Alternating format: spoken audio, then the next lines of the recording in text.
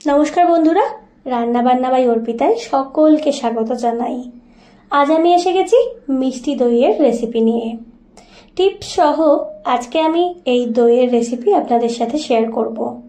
অনেকের এই মিষ্টি দই বসাতে সমস্যা হয়, তাই আজকে পারফেক্ট মিষ্টি দইয়ের রেসিপি আমি নিয়ে এসেছি।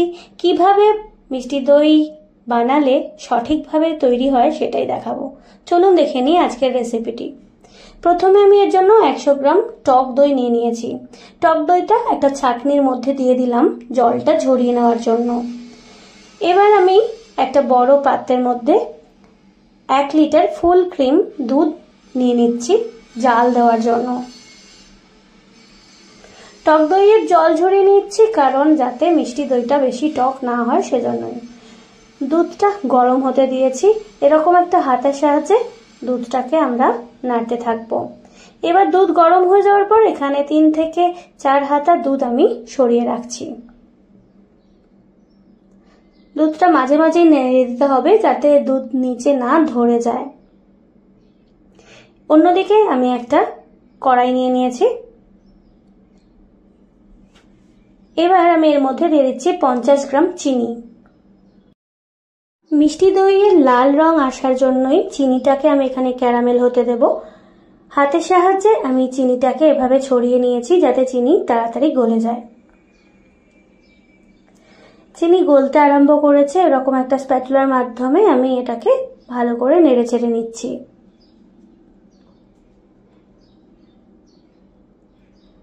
দেখুন চিনি অনেকটা গলে এসেছে, একটু কালার আসতে শুরু করে দিয়েছে। এরকম গলে গেছে। আরও একটু চিনিটাকে রান্না করে নিতে হবে মিডিয়াম টু হাই ফ্লেমে।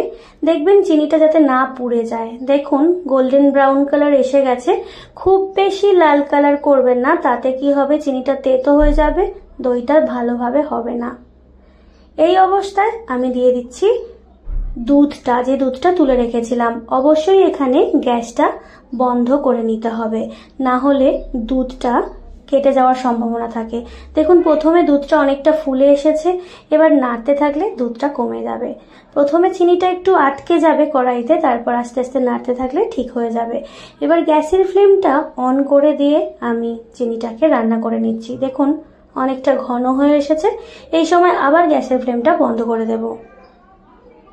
এবার অন্যদিকে যে দুধটা অনেকটাই শুষে এসেছে, এর মধ্যে দিয়ে দিলাম 100 গ্রাম বাতাসা।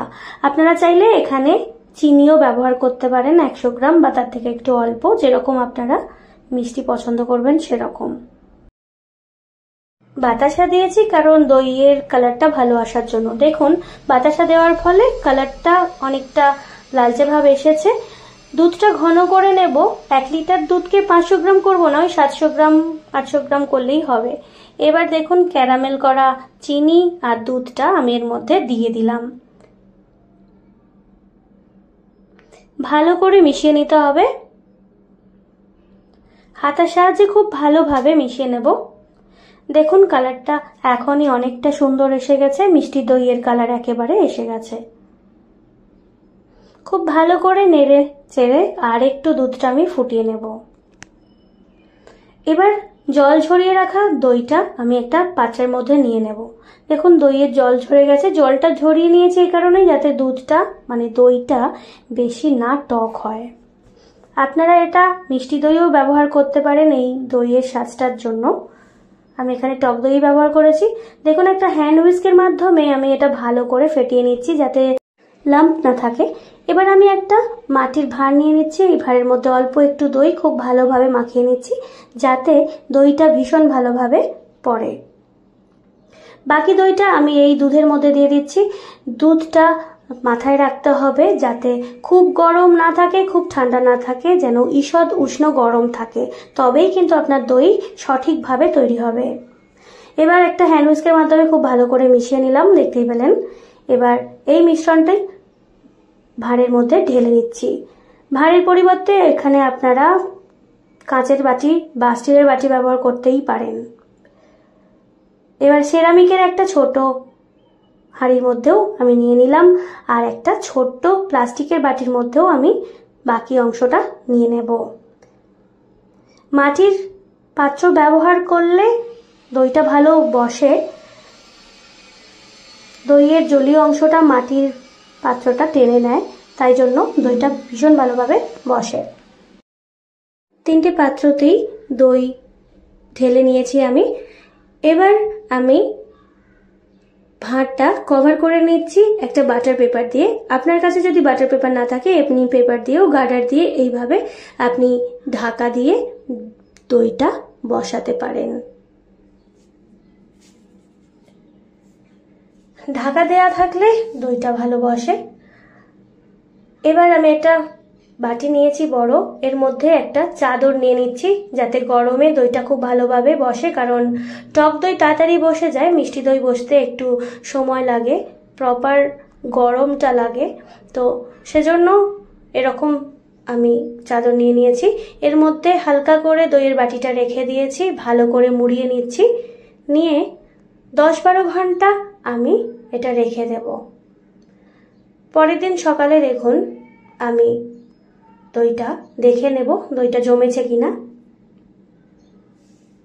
দই বসানোর পরে এই পাত্রটিকে নাড়াচাড়া করলে হবে না, যে কোনো একটা গরম জায়গায় রেখে দিতে হবে যাতে নাড়াচাড়া না হয়, সেটা মাথায় রাখতে হবে।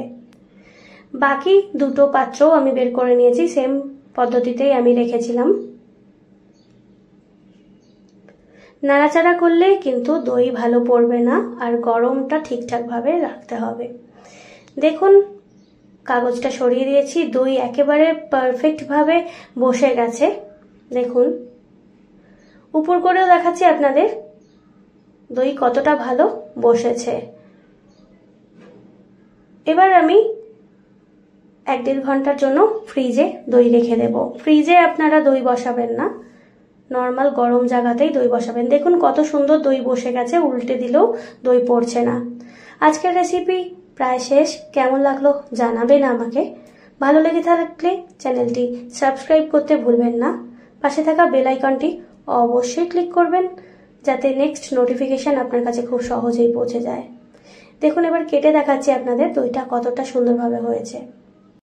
আজ এই পর্যন্তই। সকলে ভালো থাকবেন, সুস্থ থাকবেন আর সাথে থাকবেন। নমস্কার।